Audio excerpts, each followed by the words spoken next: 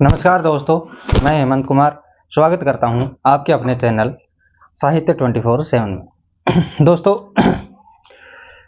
बात को मद्देनजर रखते हुए पिछली कक्षाओं में हमने पढ़ा उत्पत्ति एवं स्रोत के आधार पर कुछ शब्द, जिसमें हमने पढ़े तत्सम और तद्भव के बारे में कुछ जानकारियां हासिल की हैं। दोस्तों, इसी क्रम को आगे बढ़ाते हुए हम तत्सम और तद्भव के कुछ जो नियम हैं, विशेष करके जो मैंने बता के छोड़ा था पिछली कक्षा में, कि हम उन नियमों के बारे में चर्चा करेंगे। तो उन नियमों की चर्चा करने से पहले मैं माँ सरस्वती के चरणों में वंदन करते हुए कक्षा की शुरुआत करता हूँ। शुक्लां ब्रह्म विचार सार परमां आद्यां जगत व्यापिनी वीणां पुस्तक धारिणी भवयतां जाड्यान्धकारापहां हस्ते स्फाटिक मालिकां विदधतीं पद्मासने संस्थितां वंदे तां परमेश्वरीं भगवतीं बुद्धिप्रदां शारदां।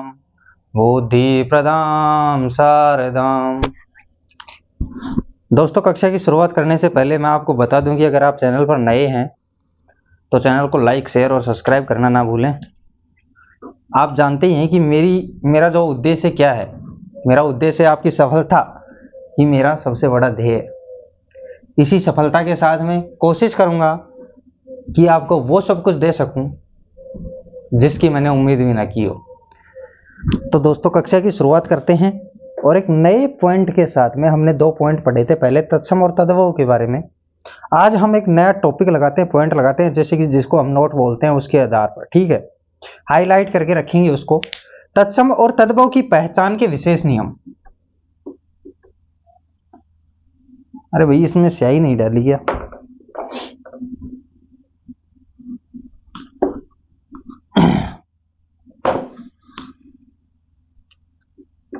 तत्सम और तद्भव की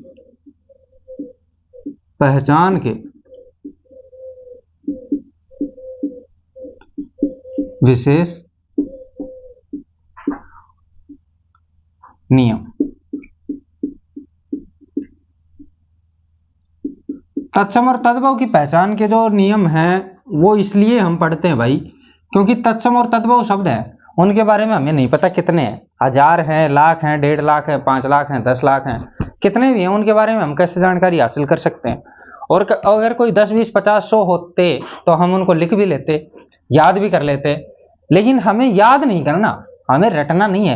वो बोलते हैं ना कि जो छोटी कक्षाएं होती हैं उनमें अक्सर हम बोलते हैं कि भाई क्या बोलते हैं, जैसे कि हम ऐसे सोचते हैं कि भाई बच्चे हैं, रट्टा करो रटा करो रटा करो। तो मैं हमेशा यही बोलता हूँ कि ratification is the bad habitation in the examination. मतलब ये हुआ कि रटना हमारे लिए बहुत ही बुरी आदत है एग्जाम के तरीके से। ठीक है, तो वही मैं आपको बोल रहा हूँ कि ratification is the bad habitation in the examination. ठीक है, रटना नहीं है, हमें समझना है, सीखना है। हम यहाँ पे सीखने के लिए बैठे, रटने के लिए थोड़ी। रटने के लिए तो यार मार्केट में लाखों किताबें हैं, बहुत अथाह ज्ञान का भंडार है, कितनी रटेंगे? रट लो, फिर मेरे पास पढ़ने की क्या जरूरत है? और मैं पढ़ाता थोड़ी हूँ यार, मैं तो हंसी मजाक करता हूँ आप लोगों के साथ में। चलो ठीक है, पहला नियम लिखते हैं भाई। नियम नंबर 1 डाल के लिख लेंगे हम। क्षेत्र ज्ञ युक्त शब्द तत्सम होते हैं। क्ष, त्र और ज्ञ युक्त शब्द तत्सम होते हैं। तत्सम होते हैं भाई। जो ये क्ष, त्र, ज्ञ जो युक्त शब्द होंगे ना, वो तत्सम होंगे। और इनका तद्भव होगा ना, तद्भव होने पर देखो लिख ही लेते हैं ना, तद्भव होने पर,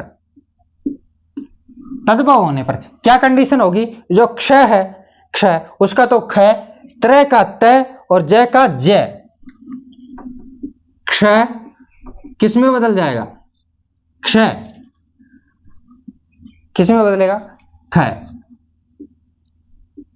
तद्भव होने पर क्ष ख त्र त और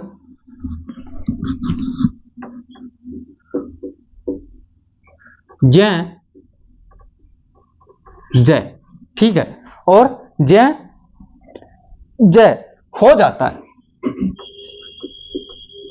हो जाता है। अब मेरी एक बात विशेष करके ध्यान से सुनिएगा, सिर्फ सुनने की है, लिखने की है नहीं। क्ष त्र और ज्य, अगर किसी भी शब्द में क्ष त्र और ज्य शब्द आते हैं तो वो क्या होते हैं, हमेशा तत्सम। जहां पे भी हमें शब्द के अंदर बीच में बाहर आगे पीछे जहां पे भी क्ष त्र और ज्य युक्त जो भी शब्द दिखेंगे ना, उनको हम क्या मानेंगे, तत्सम। अगर इनका तद्भव बनता है किसी भी तरीके से, अगर हम इसका तद्भव बनाना चाहें तो अगर इसका तद्भव शब्द बनेगा ना तो क्ष का ख, क्ष का ख, त्र का त और जय का जय हो जाएगा। बहुत ही छोटी सी ट्रिक है, कोशिश की है आपको समझाने की, बताने की, इसलिए मैंने ये निकाल के लेके आया हूं आपके लिए, ठीक है। इसके कुछ उदाहरण ले लेते हैं, जैसे जैसे इसके उदाहरण ले लो। देखो सबसे पहले क्षेत्र, क्षेत्र। अब देखो क्ष तत्सम, क्ष क्ष तत्सम, ठीक है। उसके बाद में परीक्षा, परीक्षा क्या आया, छा तत्सम शब्द। उसके बाद में मित्र, क्या आया, त्र त्र तत्सम। उसके बाद में धरित्री, धरित्री, त्रि त्रि आया तो तत्सम। चलो इन चार का पहले हम इसका जो तद्भव है वो तद्भव रूप लिख लेते हैं, क्षेत्र। अब देखो क्ष किस में बदलेगा, ख, और ख के ऊपर मात्रा किसकी है, क्ष पे, एक ही, ठीक है। त्र, त्र किस में बदलेगा, तय में। भाई अपने आप ही खेत बन गया क्षेत्र का, मैंने कुछ भी नहीं किया, मैंने जो लिखाया था उसी के अनुरूप इसको बदला है, अपनी तरफ से कुछ भी नहीं लगाया ना भाई। परीक्षा,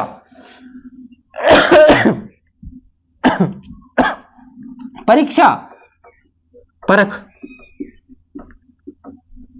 परख बनने के बाद में तद्भव हो गया। मित्र, मीत, मीत। धरित्री, धरती। दूर क्यों जाते हो यार, अपने यहीं से कर लो ना। देखो एक बात देखो, क्षेत्र संस्कृत भाषा का शब्द, क्यों, क्योंकि तत्सम है, क्ष आ रहा है, क्या बना, खेत। हिंदी भाषा का शब्द, क्यों, क्योंकि क्ष का ख और त्र का त बना, हिंदी भाषा का खेत। परीक्षा संस्कृत भाषा का शब्द, परख हिंदी भाषा का शब्द, तद्भव शब्द। मित्र तत्सम शब्द, मीत तद्भव शब्द, धरित्री तत्सम शब्द और धरती तद्भव शब्द। कुछ भी नहीं किया मैंने, ठीक है। उसके आगे बढ़े, अजान, अजान, ठीक है। अक्षत, अक्षत, ठीक है। कुक्षी,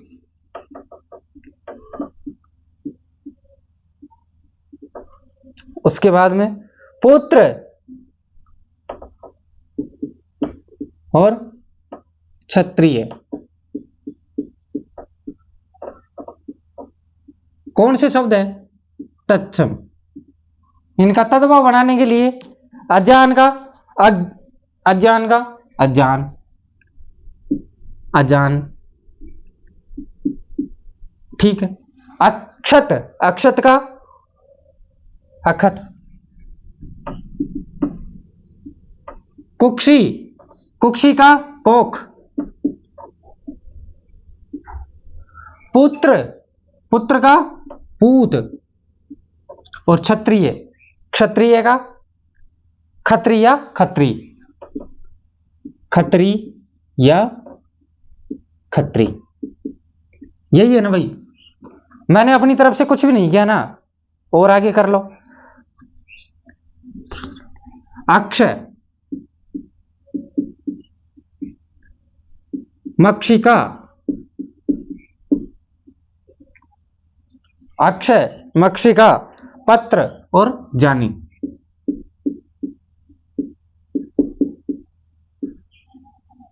ठीक है, अब देखो अक्षय का आखा,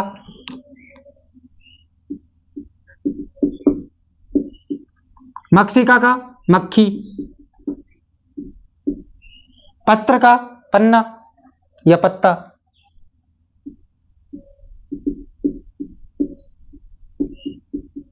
पत्ता या पन्ना, और जानी का जानी। अब मुझे बताओ कि अगर किसी भी शब्द में क्ष, त्र, जय आएंगे तो क्या शब्द मानेंगे उनको? तत्सम मानेंगे। एक बार इसका स्क्रीनशॉट ले लो, ठीक है। अगर किसी में क्ष, त्र और जय शब्द आ जाए तो उसको क्या मानेंगे? तत्सम मानेंगे। और अगर तद्भव उनको बनाना है तो क्ष का ख, त्र का तय और जय का जय, जय का जय। ठीक है, अब देखो क्षेत्र दोनों में क्ष, त्र, खेत बन गया। परीक्षा, मित्र, धरित्री, जान, क्षय, क्षय, त्र, त्र, क्षय, क्षय, त्र और जय। सिर्फ हमें इनको बदलना है। तो अगर 4 ऑप्शन वो वहां पे देता है तो अगर इनमें से कोई आता है तो छांटने में हमें परेशानी होगी क्या? नहीं होगी ना। तो नहीं होगी तो ऐसे बोलना ना यार कि नहीं होगी। चलो ठीक है, आगे बढ़ते हैं। हटा दो ना इसको।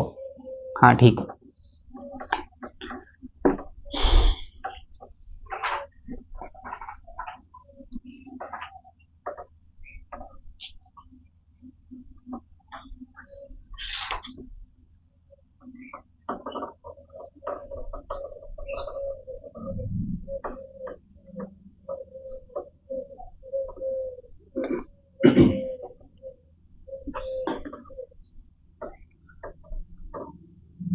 चलो नंबर 2 डाल लेते हैं।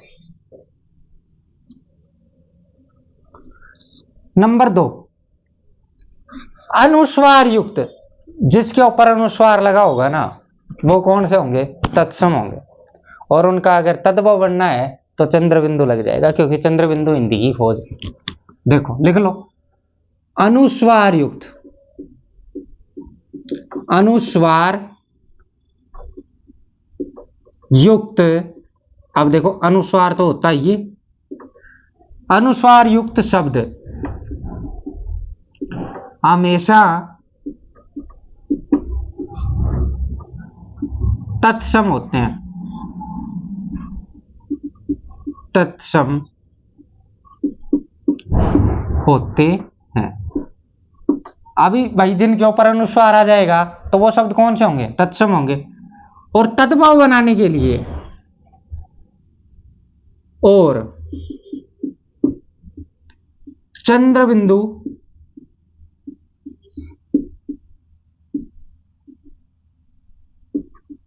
युक्त शब्द तद्भव होते हैं।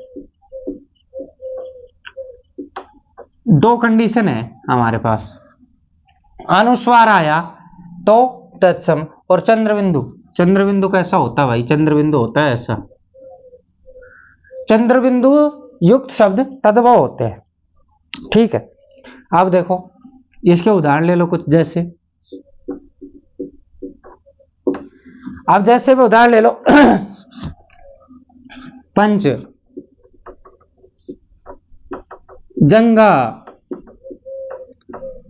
तंतु, ठीक है, कंचा, चंद्र,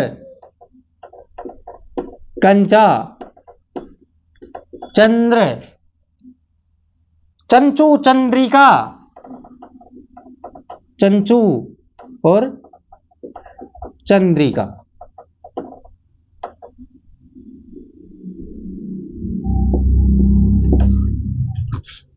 पंच अनुस्वार है अनुस्वार आया तो कौन सा शब्द? तत्सम शब्द। चंद्र बिंदु लगाने के लिए 5, पंच का हो गया 5, जंगा का हो गया जांघ,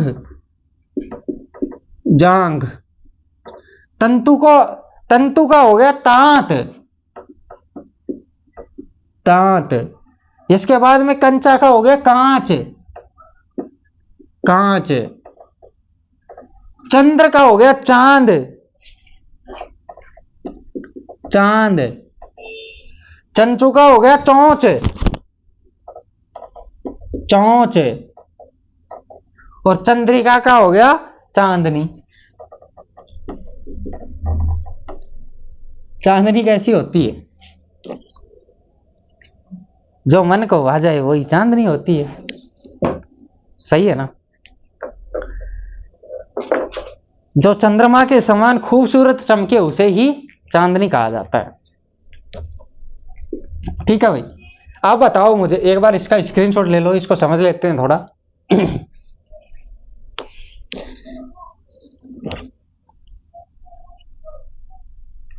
अनुस्वार युक्त, अनुस्वार मतलब अनुस्वार कैसा होगा? ऐसा होगा। ठीक है, शब्द हमेशा क्या होंगे?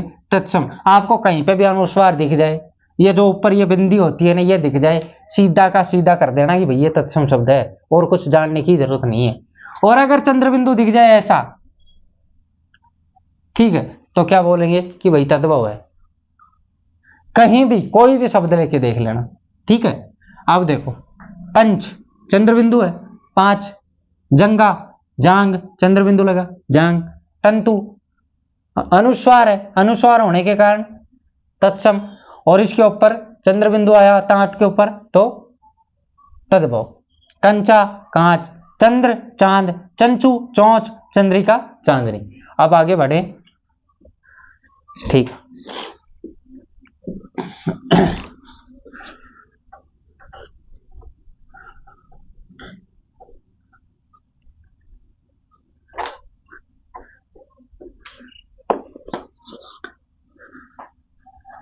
एक यार किसी प्रसिद्ध कवि की 2 लाइनें मुझे याद आ रही हैं। एक प्रसिद्ध कवि ने कहा था कि लाली तेरे लाल की, लाली तेरे लाल की, वो चांदनी है ना, चांदनी के ऊपर याद आई है ये बातें कि लाली तेरे लाल की जित देखूं तिथलाल, कि लाली तेरे लाल की जित देखूं तिथलाल। और लाली देखने मैं गया तो मैं भी हो गया लाल, पूरे का पूरा चांद की तरह। ठीक है, तो ज्यादा हंसी मजाक भी ठीक नहीं है। अब हम थोड़ा सा एक और पढ़ लेते हैं, एक नियम ऐसे ही। ठीक, अनय युक्त शब्द क्या होते हैं? तत्सम होते हैं। अनय, जिस शब्द में अनय का प्रयोग किया जाएगा वो शब्द हमेशा क्या होंगे? तत्सम होंगे। और उनको अगर तद्भव बनाना हो तो अनय का न हो जाता है। क्या? अनय युक्त शब्द लिख लो, अनय, अनय युक्त शब्द तत्सम होते हैं। जिन शब्दों में अनय का प्रयोग किया जाएगा वो तत्सम होंगे। तद्भव होने पर अनय का न, तद्भव होने पर अनय का क्या हो जाता है? न हो जाता है। अनय का न, अनय का न हो जाता है।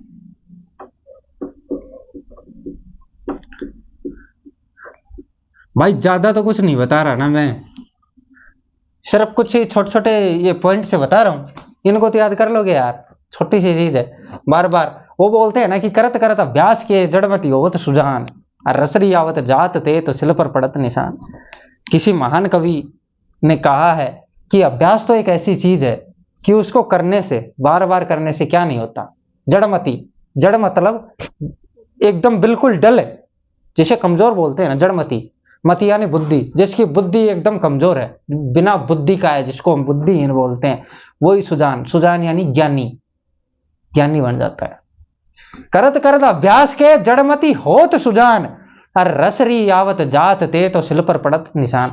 पहले आपने देखा होगा कि हम लोग कुएं पर से पानी लेके आया करते थे, और कुएं पर से जब पानी लेके आते थे तो वो रस्सी थी ना, उस रस्सी के द्वारा हम जो पानी कुएं से बाहर निकालते थे उसको अपने मटके में या किसी भी बाल्टी वगैरह में बर्तन में जब एकत्रित करने के लिए उसको रस्सी को बार बार खींचते थे, बार बार वो उसके ऊपर अंदर जाती थी, बार बार ऊपर आती थी, तो वो जो सिल होती थी, बहुत मोटा पत्थर होता था ना, उसके ऊपर ही निशान पड़ गए थे। तो ये तो अभ्यास की बात है मेरे भाई, अभ्यास करने से क्या नहीं हो सकता। आप देखो जैसे, माफ कीजिएगा, जैसे कर्ण, कर्ण, आप देखो अणय है, अणय है तो कौन सा शब्द है, तत्सम, और इसका कान बना दिया मैंने। अणय का क्या किया है मैंने, न किया है, आपके कहे अनुसार किया है, मैं अपनी तरफ से कुछ भी नहीं कर रहा, जो आप मुझे बोलते जा रहे हो वही कर रहा हूं। कर्ण का बनाया कान, ये क्या था, तत्सम, हुआ क्या, तद्व, इतना ही फर्क है और कोई फर्क नहीं है। घृणा, घृणा, घृणा का क्या बना दूंगा, घिन बना दूंगा भाई, ज्यादा से ज्यादा, और तो कुछ नहीं करूंगा, नहीं बनाऊंगा अणय का। तो अगर तद्भव मुझे बनाना है ना तो अणय का तो न बनाऊंगा, कैसे भी करके बनाओ, ठीक है। तर्पण, तर्पण, तर्पण का क्या बना दूं भाई, तर्पण बना दूंगा। टेंशन लो ही मत किसी भी चीज की, आपको तो सिर्फ अच्छे से बस ध्यान रखना है कि क्या हो रहा है क्या नहीं हो रहा है। जो मैं बोलता हूं ना वो ये कर रहे हैं बस, और कुछ भी नहीं कर रहा। आपने बोला मुझे कि गुरुजी अणय का न बना दो, तो मैंने अणय का न बना दिया, न बनाने से हमारा तद्भव बन गया। हमें तो बनाने से मतलब है कुछ ना कुछ, ठीक है। कृष्ण,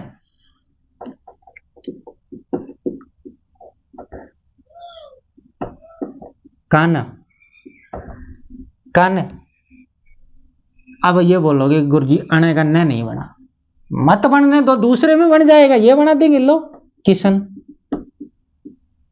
अब तो बना है ना, न बनना चाहिए, मुझे नहीं पता कैसे बनाओगे आप, ठीक है। पर्ण, पान, तृण, तिनका,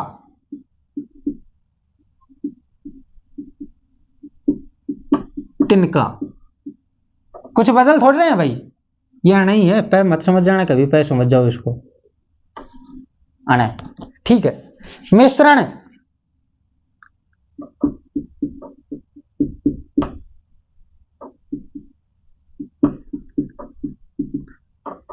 मिश्रण, मिश्रण, मिशन, हाँ मिश्रण, मिशन, ठीक। चूर्ण, चूर्ण बना दो,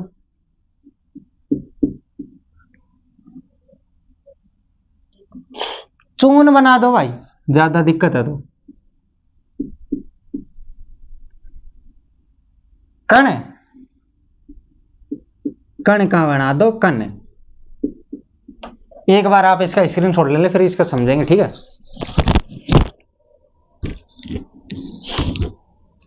हमारा जो नियम था वो क्या बोल रहा है कि गुरुजी भाई अणे है ना, अणे आ जाए तो तत्सम,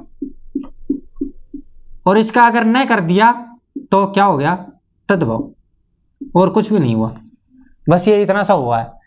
अब देखो कर्ण, अणे, घृणा, अणे, तर्पण, अणे, कृष्ण, अणे, पर्ण, अणे, तृण, अणे, मिश्रण, अणे, चूर्ण, अणे, और कण, अणे।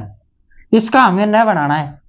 कर्ण का बनाया कान, अणे का न, घृणा, घिन, अणे का न, तर्पण, तर्पण, अणे का न, कृष्ण, किशन, अणे का न, या काने, काने तो बोल देते हैं ना भाई। पर्ण, पान, अणे का न, तृण, तृण, तिनका, अणे का न, मिश्रण, मिश्रण, अणे का न, चूर्ण, चूर्ण,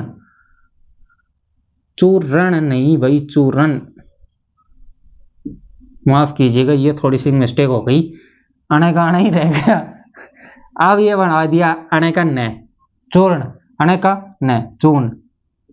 उसके बाद में कण, अणे का न, कण। समझ में आया? आगे बढ़े? ठीक है, आप कहते हो तो बढ़ लेते हैं आगे।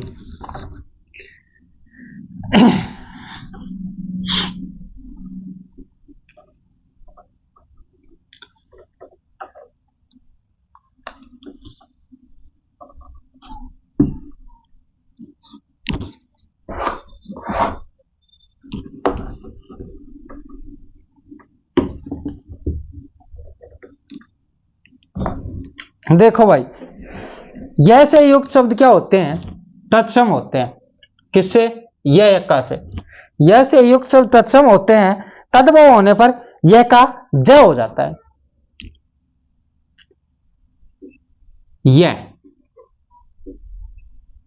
यह से युक्त शब्द,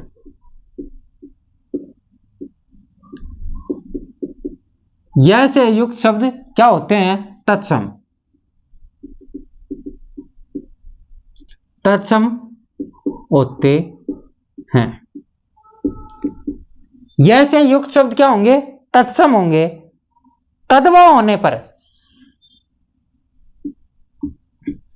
तद्भव होने पर यह का ज,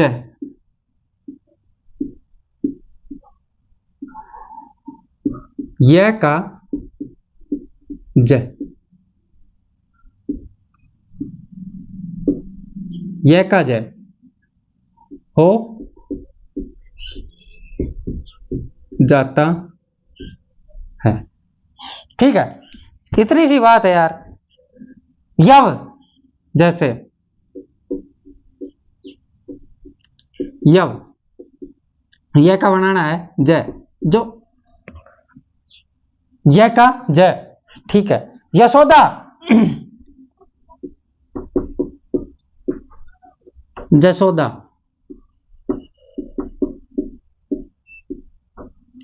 ठीक है, यौवन, जोबन,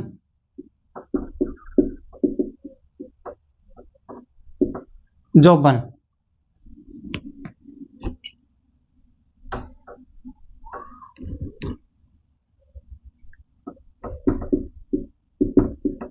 जोबन। धैर्य, धीरज। ठीक है, उसके बाद में यम, जम। युवती, जुबती। ठीक, उसके बाद में यज्ञ, यज्ञ।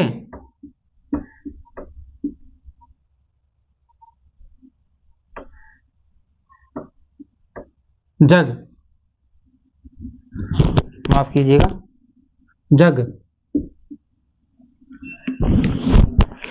सूर्य,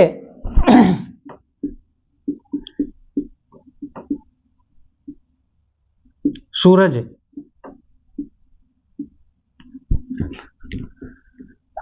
यमुना,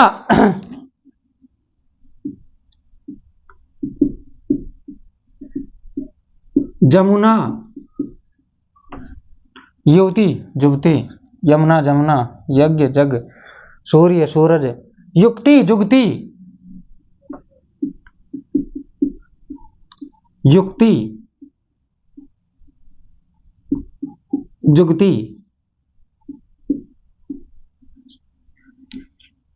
युक्ति, जुगती।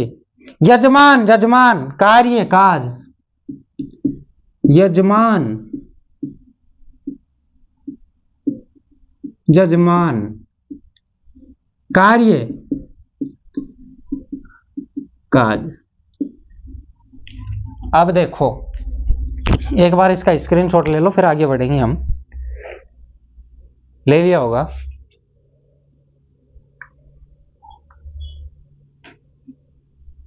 यमुना। हाँ भाई ये मिस्टेक है भाई थोड़ी सी। ये यमुना, जमुना।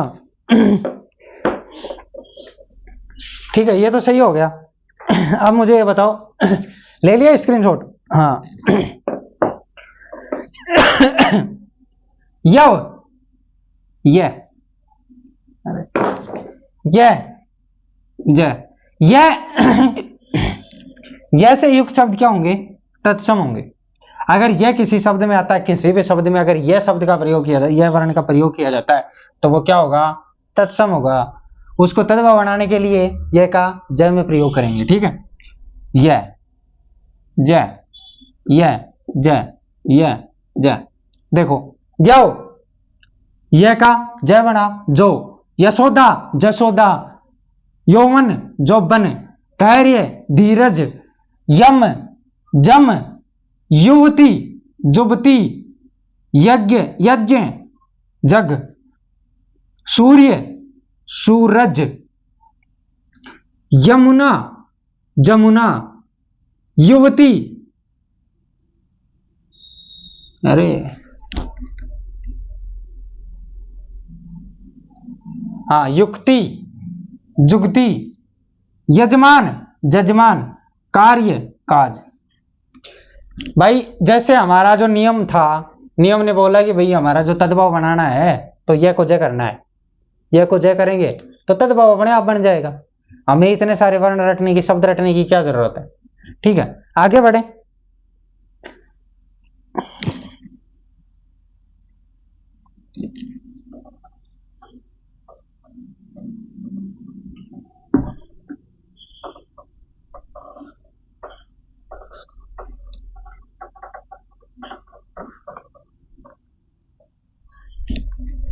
भाई एक बहुत ही अच्छा नियम है, यदि ड और ढ के नीचे बिंदु नहीं लगाओ तो वे शब्द होते हैं तत्सम, और इनके नीचे अगर बिंदु लगाओ तो वे शब्द होंगे तद्भव, तथा तत्सम में ट का तद्भव में अड़े हो जाता है।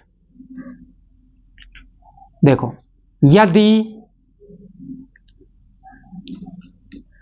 ड और ढ के नीचे, ये तो हो गया ड, और ये ड और ढ के नीचे यदि ड और ढ के नीचे बिंदु नहीं लगा, बिंदु नहीं लगा हो तो वे शब्द कौन से होते हैं भाई? तत्सम होते हैं, तत्सम होते हैं। अब देखो भाई, बिंदु नहीं लगा है तो वो शब्द कौन से होंगे? तत्सम होंगे। और जो नीचे जो बिंदु लगता है ना, इसको एक अंडरलाइन करके लिख लो, इसको बोलते हैं नुक्तायु बिंदु, नुक्ता बिंदु। जो नीचे बिंदु लगता है, इस बिंदु को नुक्ता बोलते हैं। ठीक है, अगर ड और ढ के नीचे बिंदु नहीं लगा है तो वे शब्द होंगे तत्सम। और देखो, और ड और ढ के नीचे बिंदु यानी कि नुक्ता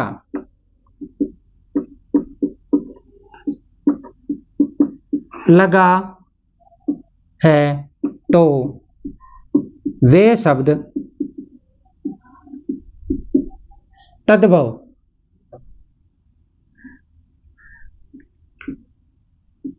तद्भव होते हैं। ये हमारा नियम है, ये जो दो प्रकार से दो भागों में बांटा हुआ है इसको। इसके अंदर तथा तत्सम के ट का तद्भव में अड़य हो जाता है। देखो, एक ये जो तीसरा पॉइंट है इसका, तथा तत्सम के त का ट का तद्भव में अड़े बिंदु युक्त नुक्ता युक्त अड़े हो जाता है।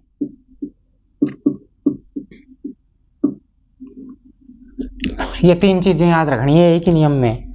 अगर इसको थोड़ा सा अगर फेरबदल करते हैं ना, तो देखो पहले पहले हमें अड़े और अड़े के नीचे अगर नुक्ता बिंदु नहीं लगाना है, फिर उनके बीच में नुक्ता बिंदु लगाएंगे तो उनको तद्भव बनाएंगे, और फिर अगर ट के स्थान पर अड़े करेंगे तो यही वो नुक्ता वाला काम हो गया। तो फिर ये इनको तीन जगह लिखने से अच्छा है कि हम एक जगह ही लिख लें, ज्यादा बढ़िया रहेगा। जैसे घट,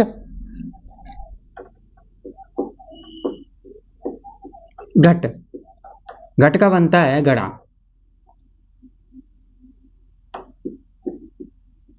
बिंदु जरूर लगाना। अब ये बिंदु मत भूलना भाई। करपाट, कपाट, कपाट, किवाड़, किवाड़,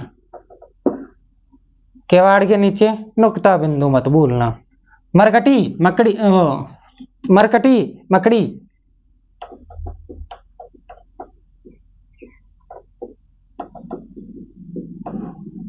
बिंदु। ड और ढ के नीचे बिंदु नहीं लगा तो तत्सम, और ड और ढ के नीचे अगर बिंदु लगा तो तद्भव, तद्भव, तद्भव। पहले इसको लिख लेते हैं, फिर बाद में बताऊंगा। घटिका, घटिका, घड़ी, घड़ी। करपट, कपड़ा,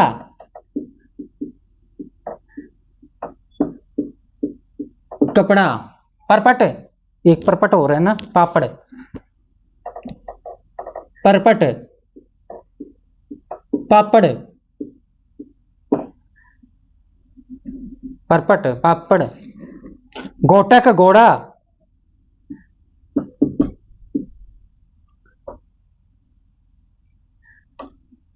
गोटक,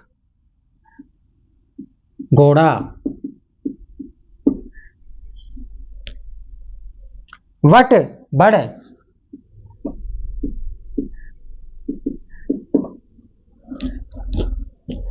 वट, बड़। परपटा, पराठा, परपटा, पराठा। ठीक है, अब पहले इसको नियम को समझ लो, उसके बाद में आगे बढ़ेंगे ना। नियम क्या कह रहा है कि यदि ड और ड के नीचे अगर नुक्ता नहीं लगा है ना, तो ड और ड कौन सी भाषा के शब्द है भाई? वर्णमाला में संस्कृत भाषा के शब्द हैं, और तो संस्कृत भाषा के शब्द कौन से शब्द होते हैं? तत्सम शब्द होते हैं। अगर इनके नीचे अगर ये जो नुक्ता नहीं लगाना ड और ड के नीचे, तो ये कौन से शब्द होंगे? तत्सम शब्द होंगे। सिर्फ इतना याद रखना है। और अगर ड और ढ के नीचे अगर नुक्ता बिंदु लग गया है ना, तो वो तद्भव शब्द अपने आप हो जाएंगे, क्योंकि अड़े और अड़े का जो नियम है, अड़े और अड़े जो वर्ण है हिंदी वर्णमाला ने खुद आपने बनाए हैं। ठीक है, ये मैं पहले भी वर्ण विचार में भी आपको बहुत अच्छे से समझा चुका हूं। सिर्फ हमारा जो ये सूत्र है ना, जो ये नियम है ना, ये सिर्फ और सिर्फ इस लाइन को लेकर के है। इन दोनों लाइनों का इसमें कोई मतलब नहीं है, क्योंकि ड और ड के नीचे अगर बिंदु नहीं है तो हम पहले से ही जानते हैं, वर्ण विचार में हम पढ़ के आए हैं कि भाई वो तत्सम शब्द होंगे, क्योंकि संस्कृत भाषा के शब्द हैं। और संस्कृत भाषा ने हिंदी को जन्म दिया है, यानी कि हिंदी की जननी संस्कृत भाषा है। इसलिए ड और ढ को ज्यों के त्यों, वर्णमाला को ज्यों का त्यों हिंदी भाषा ने ग्रहण किया है। तो अड़े और अड़े जो शब्द है वो तत्सम शब्द होंगे। और अगर इनको तद्भव बनाना है, तद्भव मतलब हिंदी, हिंदी हिंदी बनाना है, तो अड़े और अड़े के नीचे नुक्ता लगना बहुत ही ज्यादा जरूरी है। अगर इनके नीचे नुक्ता नहीं आता है तो वो शब्द तत्सम ही होंगे, चाहे कुछ भी हो जाए। अड़े और अड़े के नीचे अगर नुक्ता बिंदु लगता है तो वो शब्द तद्भव होंगे, किसी भी रूप में तत्सम नहीं हो सकते, क्योंकि तत्सम शब्द संस्कृत के शब्द हैं और संस्कृत के शब्दों में नुक्ता का प्रयोग कहीं भी नहीं किया गया है वर्णमाला में। तो इन दोनों लाइनों का तो हमारा कोई मतलब है ही नहीं। ये तो मैंने इसलिए लिखवाई है क्योंकि थोड़ा याद रहे, ध्यान रहे पीछे की चीजें। इसके बाद में मतलब सिर्फ इतना सा है हमारा इस नियम का कि तत्सम शब्द है ना, उसके ट का तद्भव होने पर अड़े हो जाता है। सिर्फ इतना सा मतलब है, ये 3 लाइनें देख के कभी ऐसे सोचो ओहो पता नहीं क्या आ गया। अरे कुछ भी नहीं आया मेरे भाई, ये वो की वो चीजें हैं जो हम पहले पढ़ के आ चुके हैं। वर्ण विचार में हमने पढ़ा था कि अड़े और अड़े के नीचे अगर नुक्ता बिंदु लगता है तो वो तद्भव हो जाएंगे, और अगर नुक्ता बिंदु नहीं लगता है तो वो शब्द होंगे तत्सम, क्योंकि संस्कृत भाषा के वे शब्द हैं। ठीक है, अब देखो घट ट, ट का तद्भव बनाने के लिए हमने बना दिया गड़ा, अड़ा अड़ा। देखो इसका जब हम वर्ण देखो ड ढ संस्कृत, ठीक है, ड और ढ संस्कृत, अड़े और अड़े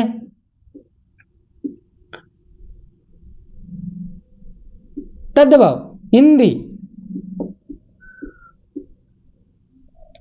समझ में आ गया? ड और ढ संस्कृत, अड़े और अढ़े हिंदी। इनका उच्चारण क्या होगा? ड ढ। इनका उच्चारण क्या होगा? अड़ और अड़। उत्क्षिप्त, ताड़न जात, फेंका हुआ, बताया था ना वर्ण विचार में।